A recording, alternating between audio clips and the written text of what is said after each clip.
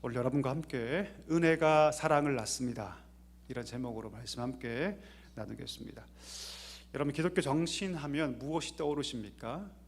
기독교 정신하면 저는 가장 먼저 뭐가 떠오르냐면 용서와 사랑이란 말이 가장 먼저 떠오릅니다. 왜냐하면 예수님께서 이 땅 가운데 오신 근본적인 이유가 바로 하나님과 원수되었던 우리를 사랑하시고 우리를 용서하시기 위해서 이 땅 가운데 오셨기 때문입니다. 예수님께서 본질적으로 명령하신 가장 명령의 최고봉도 바로 이 용서와 사랑과 연결되어 있습니다. 마태복음 5장 44절에 보니까 이렇게 말씀하시죠. 내가 너에게 이르노니 너희 원수를 사랑하라, 그리고 너희 박해하는 자를 위해서 기도하라, 이렇게 말씀하세요. 심지어 예수님이 뭐라 말씀하시냐면 너희 원수를 사랑하고 그들을 위해 기도하라고 말씀하고 계십니다. 여러분, 국어사전에 보니까 이 원수라는 단어의 뜻이 뭐냐면 원한이 맺힐 정도로 자기에게 해를 끼친 사람이나 집단, 원한이 맺힐 정도로, 그냥 그런 게 아니라 내 마음 가운데 원한이 맺힐 정도로 나에게 해를 끼친 개인이나 집단을 뭐라고 얘기하냐면 원수라고 얘기합니다. 다시 말하면 그 사람을 생각하면 내 속이 막 뒤집어지는 거죠. 속된 말로 막 뚜껑이 열리는 거죠. 그런 사람을 누구라고 한다? 원수라고 한다. 혹시 여러분 불현듯 여러분 마음속에 스쳐 지나는 사람이 있으십니까? 혹시 그 사람을 용서할 수 있습니까? 그 쉬울까요? 결코 쉽지 않습니다. 오늘 말씀에는 여러분, 다윗이 자기 원수였던 사울을 용서하는 장면이 나오는데요, 사울은 다윗에게 보통 원수가 아니죠. 진짜로 그를 잡아 죽이려고 혈안이 되어 있던 그런 원수 아닙니까? 그런데 이런 원수를 다윗이 어떻게 품을 수 있었는가? 오늘 본문을 통해서 그 의미와 그 방법을 우리가 함께 배웠으면 좋겠습니다. 우리 먼저 본문 배경을 한번 살펴볼까요? 1절 보니까 사울이 블레셋과의 전쟁에 참여했다가 돌아옵니다. 그리고 돌아오는 길에 한 가지 첩보를 듣게 되는데, 어떤 첩보를 듣냐면 다윗과 그의 일행이 엔게디 광야에 숨어 있다라는 소식을 듣게 됩니다. 전쟁을 마치고 돌아오면 굉장히 피곤하겠죠. 근데 그 피곤함도 아랑곳하지 않고 정적 제거에 눈이 먼 나머지 그런 방향을 돌려서 3,000명의 군대를 이끌고 다윗을 찾기 위해서 길을 떠납니다.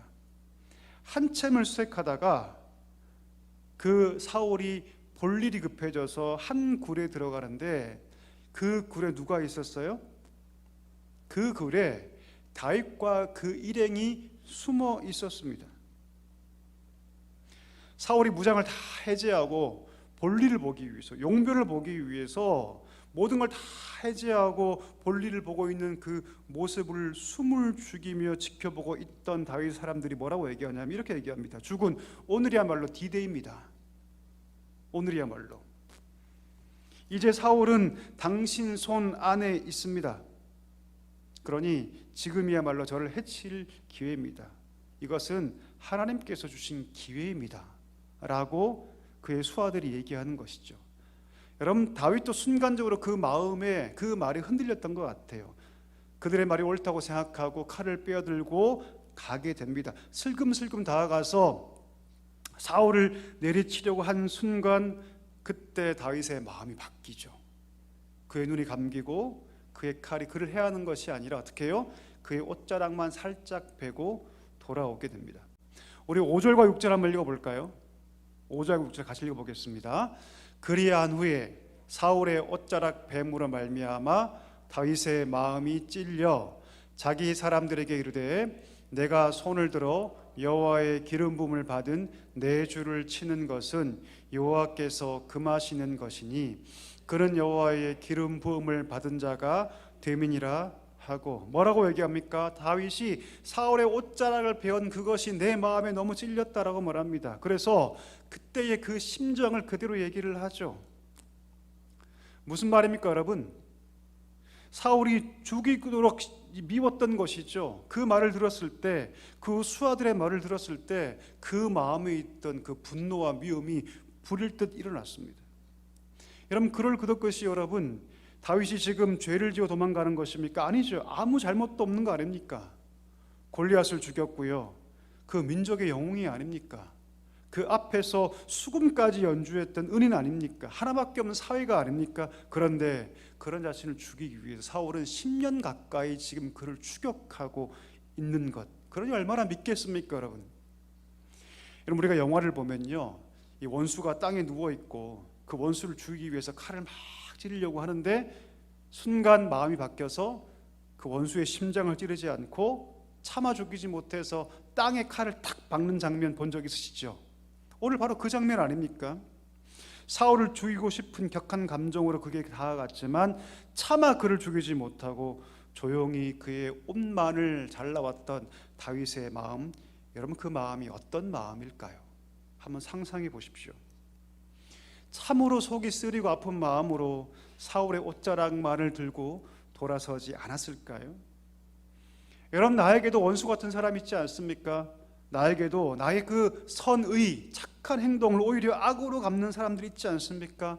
혹 그들에게 지금 내가 그래도 그들을 사랑해야지, 저들을 내가 품어줘야지 하는 마음으로 대할 수 있다면 어쩌면 그 사람은 이미 인간의 영역을 뛰어넘은 사람인지도 모르겠습니다.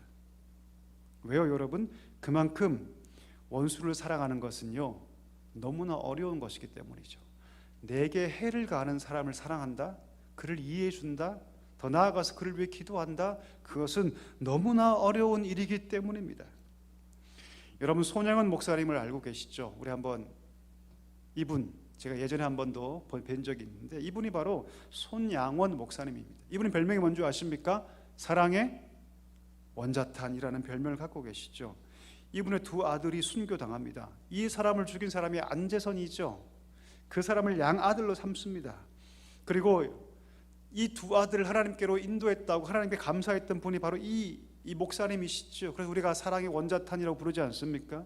자, 그런데 나중에 그 두 아들의 유품이 그 애양원에 도착했을 때 손양원 목사님이 여러분 그 아들의 유품을 안고 부들부들 떨면서 울었다고 합니다. 오열했다고 합니다. 손양원 목사님이 그 양아들 안재선, 자기의 두 아들을 죽였던 그 안재선과 함께 식사할 때 여러분 밥을 삼키는 것이 아니라 마치 내가 돌을 삼키는 것 같은 그런 마음이었다라고도 기록하고 있습니다. 무슨 얘기일까요? 아무리 하나님께서 기뻐하시는 그 하나님 마음에 합한 다윗이라 할지라도, 사랑의 원자탄 손양원 목사님이라 할지라도, 아무리 훌륭한 종이라 할지라도 원수를 사랑하는 것은 너무나 어려운 일이다. 너무나 힘든 일이다. 원수 앞에 속이 뒤집히고 내 마음이 요동치는 것은 어떻게 보면 여러분 너무나 자연스러운 감정인 것을 우리가 알게 됩니다. 우리 누구나 원수 같은 사람이 있죠. 미운 사람이 분명히 있죠. 도저히 용서가 안 되는 사람들이 분명히 있습니다. 때로는 여러분 신앙생활을 하면서 내가 하나님 믿는데 어떻게 이렇게 저 사람을 내가 사랑하지 못할 수 있을까? 도저히 왜 내 안에서는 이 사랑의 감정이 생기지 않을 수 있을까? 그렇게 자책할 수 있습니다. 그런데 여러분, 하나님의 사랑을 배운다는 것은요, 내 안에 미운 감정 자체가 없는 것을 얘기하지 않아요. 아무리 위대한 사람이다 할지라도 미운 감정이 다 있습니다. 저는 있을까요, 없을까요, 여러분? 있을까요, 없을까요? 제가 한 가지 예를 들어볼까요? 제가 첫 사역지에서 한 회계의 권사님이 계셨어요. 제가 가자마자 저를 너무 미워하는 거예요. 첫 사역지에서 정말 사사건건 저에게 시비를 걸고 사사건건 제가 하는 모든 일에 방해를 하고요. 그분이 돈을 갖고 있으니까 회계를 담당하니까 알고 봤더니 여러분 그 부서에서 10년 가까이 회계를 했더라고요. 회계를 갖고 있으면서 제가 하는 모든 일들을 다 태클을 걸었습니다. 얼마나 밉던지. 제가 4년 동안 사역했는데 너무나 미워서 견딜 수가 없었어요. 제가 얼마나 그분을 위해서 기도했는지 모릅니다. 부끄러운 고백이지만 4년의 사역을 마치고 그 교회를 나올 때까지 미워했어요. 사실은 이거 없어지지 않더라고요. 너무너무 힘들더라고요. 여러분, 하나님의 사랑을 배운다는 것은요, 미운 감정 자체가 없어지는 것이 결코 아닙니다. 여전히 내 안에 미운 감정과 복수하고 싶은 감정이 내 안에 있지만 그 감정을 억누르고 다스리고 오늘 다윗처럼 그 옷자락만 베고 눈물을 흘리며 돌아서는 그 몸부림 속에서 비로소 사랑이 시작될 수 있다는 사실입니다. 내 속은 지금 뒤집어지고 내 속은 지금 끓어있고 있지만 내 아들을 죽인 그 안재선을 아들로 먹이고 키우면서 그 아픔 속에서 비로소 우리가 사랑의 원자탄으로 세워져 간다는 것이죠. 원수 같은 사람 미울 수 있습니다. 아니, 미울 수밖에 없죠. 목자라도 아무리 위대한 사람이라 할지라도 그럴 수밖에 없습니다. 왜요? 우리가 사람이기 때문입니다. 그러나 그 미운 감정, 복수의 감정을 부여잡고 억누르면서 사랑하려고 발버둥치는 그 몸부림 속에서 우리가 예수님의 사랑을 배울 수 있다는 사실을 여러분 기억할 수 있게 되기를 축복합니다. 때문에 여러분 예수님의 사랑을 배운다는 것은요, 달콤한 초콜릿 먹는 게 절대 아니에요. 돌을 씹는 거예요. 돌을 삼키는 겁니다. 힘들고 아픔이 있지만 원수를 사랑하고 더 나아가서 그 원수를 위해서 기도하기 시작할 때, 그 몸부림을 칠 때, 그때 비로소 예수 그리스도를 닮아간다는 사실을 기억할 수 있게 되기를 축복합니다. 자, 그러면 여러분 오늘 다윗을 통해서 우리가 두 가지를 함께 배우고자 하는데요, 어떻게 그는 그렇게 자기 안에 끓어오르는 그 감정을 억누를 수 있었을까?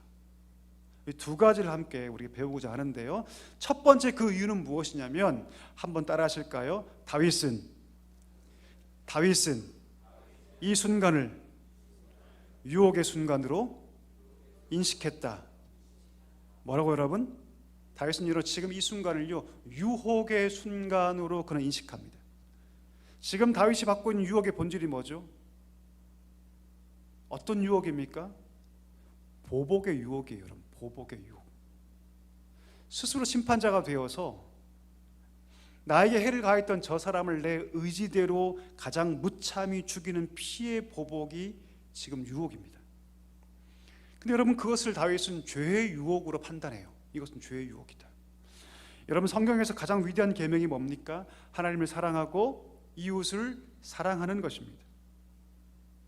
이 기준으로 볼 때 가장 강력한 죄악은 무엇이냐면, 하나님을 사랑하지 않고, 다시 말하면 내가 스스로 주인 되어서 왕이 되어서 이웃을 사랑하지 않는 것. 그런데 여러분, 보복이란 무엇입니까? 이웃을 사랑하지 않는 것의 가장 극단에 있습니다. 보복이 뭐라고요? 이웃을 사랑하지 않는 가장 극단에 있는 것이 보복입니다. 인간관계에 있어서 가장 강렬한 유혹은 무엇이냐면, 사랑하지 않고 미워하는 것이 아니라, 여러분, 가장 극단에 있는 가장 끔찍한 인간관계 강렬한 유혹은 무엇이냐면, 내게 해를 가한 사람에게 보복하고자 하는 마음이야말로 가장 강렬한 유혹이에요. 복수하고자 하는 마음이야말로 인간관계에 있어서 가장 강렬한 유혹입니다. 그런데 이 유혹은 본질상 하나님께 속한 것이 아니라 사탄에게 속한 것이죠. 사탄이 왜 우리에게 이 보복 심리를 계속 부추길까요? 그 이유는 공의와 정의를 위해서가 아니라, 그 이유는 우리를 넘어뜨리고 망가뜨리려는 데 있습니다. 사단의 유혹에 넘어가서 우리가 복수를 실행하면요, 결국 내가 파괴됩니다. 내가 파괴돼요. 여러분, 복수하면서 결국 그 마지막이 아름답게 되는 사람 본 적 있습니까? 없습니다. 한 번도 본 적이 없어요. 복수하고 나서 내 마음이 평안하다고 얘기한 사람이 있습니까? 없습니다. 보복하고 나면 스스로 자괴감에 빠지고, 보복하고 나면 저쪽에서 또 내게 공격하지 않을까 또 다른 두려움에 빠지게 됩니다. 복수하는 순간 그의 삶이 지옥으로 바뀌고, 복수하는 순간 또 다른 복수가 나를 따라오게 됩니다. 지금 우리가 많은 전쟁을 보고 있죠. 왜 이 전쟁이 끊임없이 발생합니까? 복수 때문입니다. 보복하는 마음 때문이죠. 이런 보복하고 원수를 갚는 그 순간, 그렇게 하는 사람에게 죄가 날개를 치며 활개하게 됩니다. 죄를 향하여 우리의 삶의 문이 활짝 열린다는 사실을 우리가 기억해야 한다는 것이죠. 다윗 마음 가운데 이 마음이 꿈틀대고 있었습니다. 그런데 다윗은요, 그 보복의 유혹을 사탄의 유혹으로 판단합니다. 그리고 과감히 끊어버리죠. 어쩌면 여러분, 다윗이 배웠던 이 옷자락은요, 그냥 옷자락이 아니라 자기 마음일 수도 있어요. 어떤 마음요? 보복하고자 하는 마음을 스스로 끊어버린 거죠. 보복하고자 하는 마음. 여러분, 우리에게 이런 마음 있지 않습니까? 보복하고 싶은 마음, 우리에게도 이런 유혹이 수도 없이 있습니다. 그런데 여러분, 그것은 사단의 유혹입니다. 어떤 유혹이죠? 우리 삶을 파괴하고자 하는 사단의 유혹인 것을 반드시 기억하셔야 합니다. 복수하고자 하는 그 순간 우리가 무엇을 기억해야 하냐면 예수님의 십자가를 기억해야 합니다. 왜요? 십자가는 무엇입니까?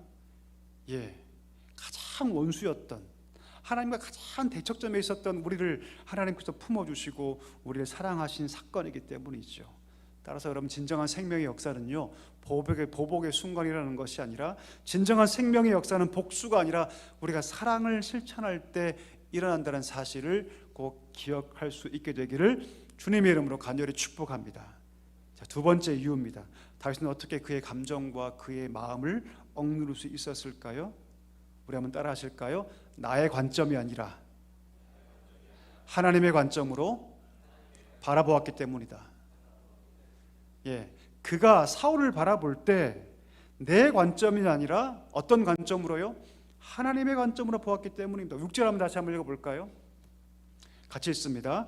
자기 사람들에게 이르되 내가 손을 들어 여호와의 기름 부음을 받은 내 주를 치는 것은 여호와께서 금하시는 것이니 그는 여호와의 기름 부음을 받은 자가 됨이니라 하고. 아멘.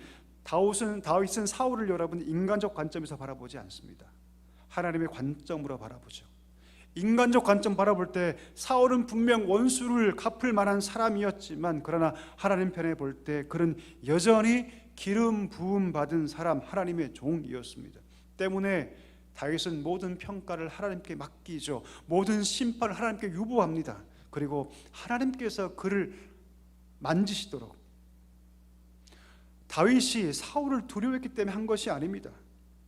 사울을 세우신 하나님을 경외했기 때문에 자기 모든 감정과 자기 모든 복수의 마음을 다 거둬 놓았던 것이죠. 우리 12절 말씀 읽어볼까요?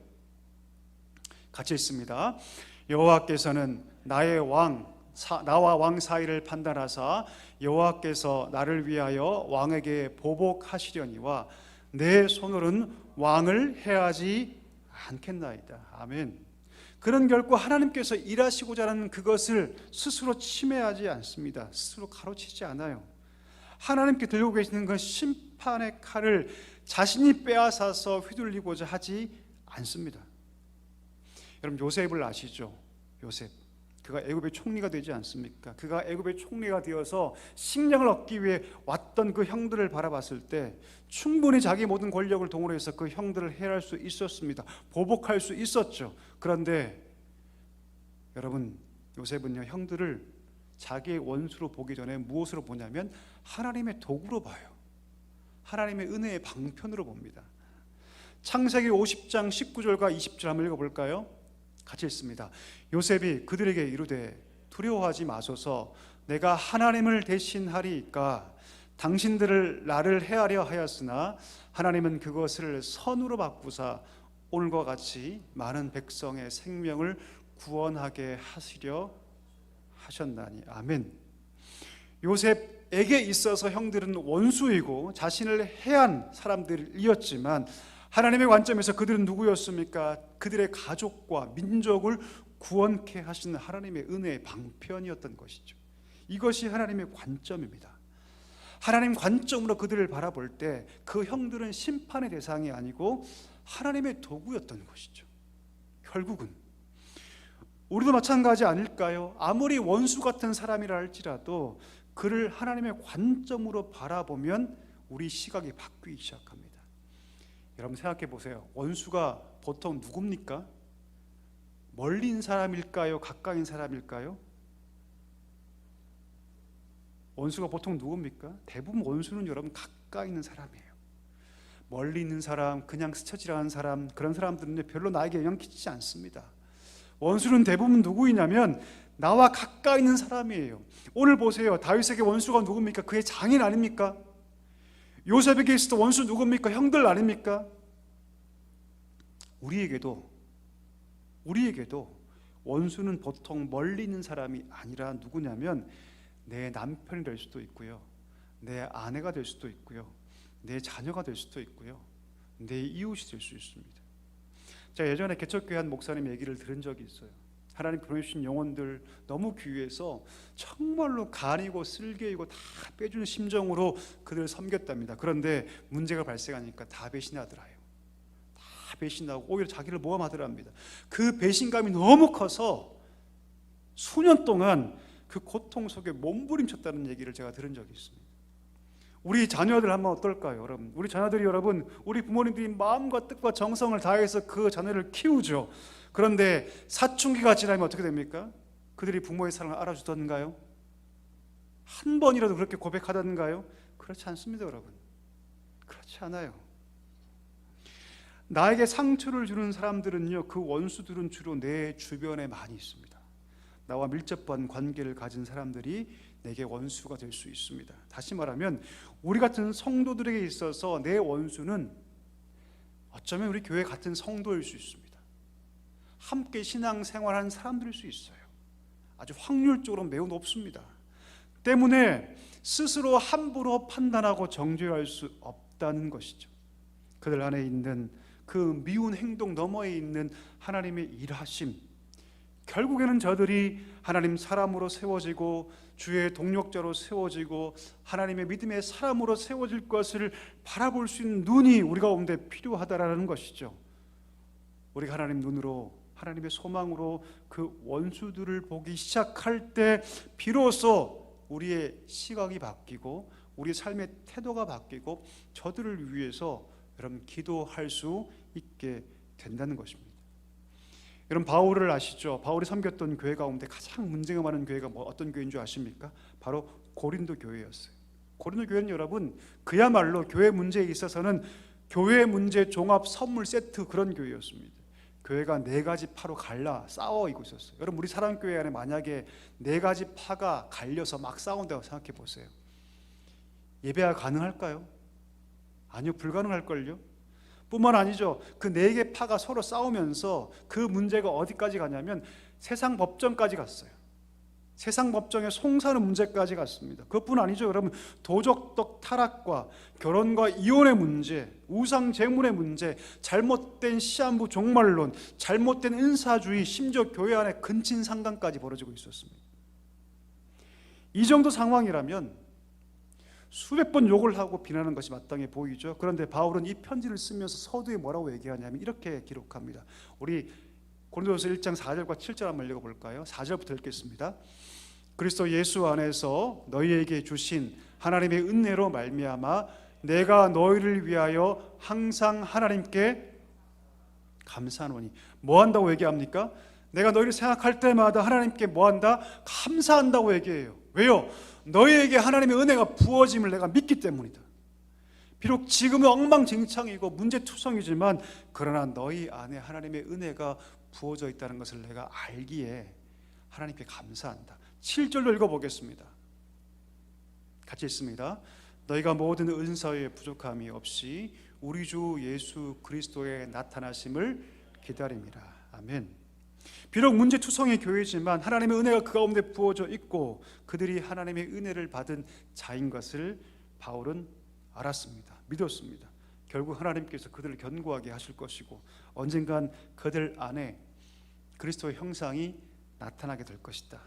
그것을 기다리는 마음으로 그들을 바라보았던 것입니다. 여러분 우리에게 이런 관점이 필요합니다. 이런 시선이 필요하죠. 아무리 원수라고 할지라도 그가 지금 하나님 안에서 세워져 가고 있다는 그것을 인정할 수 있어야 합니다. 그 결과를 하나님께 맡기면서 그가 내게 해를 끼친다 할지라도 그가 내게 악한 말을 때로 한다 할지라도 내게는 그들을 미워할 권한이 없고 내게는 그들을 사랑할 의무밖에 없다. 이것을 인정하며 그를 볼 때 비로소 우리 가운데 하나님의 사랑의 역사가 시작된다는 것을 기억할 수 있게 되기를 소망합니다. 우리 말씀을 정리하기를 원합니다. 이런 복수하고 싶은 마음이 올라올 때 그것이 가장 강력한 유혹인 것을 여러분 기억하십시오. 사단이 그 복수의 마음을 통해서 우리 삶을 파괴시킵니다. 이것을 기억할 수 있게 되기를 소망합니다. 복수하고자 할 때 우리가 무엇을 떠올려 하냐면 예수님의 그 십자가의 은혜를 떠올려야 할 줄 믿습니다. 진짜 생명의 역사는 내가 복수하는 현장을 통해서가 아니라 바로 사랑을 통해서 생명의 역사가 일어난다는 것을 기억하시기를 소망합니다. 원수를 바라볼 때 나의 관점이 아니라 하나님의 관점으로 볼 수 있게 되기를 소망합니다. 그들 안에 하나님의 은혜가 있고 하나님이 저 안에서 지금 역사하고 계신다. 비록 그들이 내게 상처를 주고 내게 아픔을 주고 때로는 싫은 말을 하고 돌을 던지지만 저들이 하나님 손에 있다는 사실을 기억하면서 그 미움의 유혹을 떨치고 우리 모두 사랑의 의무를 실천하는 우리 모두가 되기를 주님의 이름으로 간절히 소망합니다.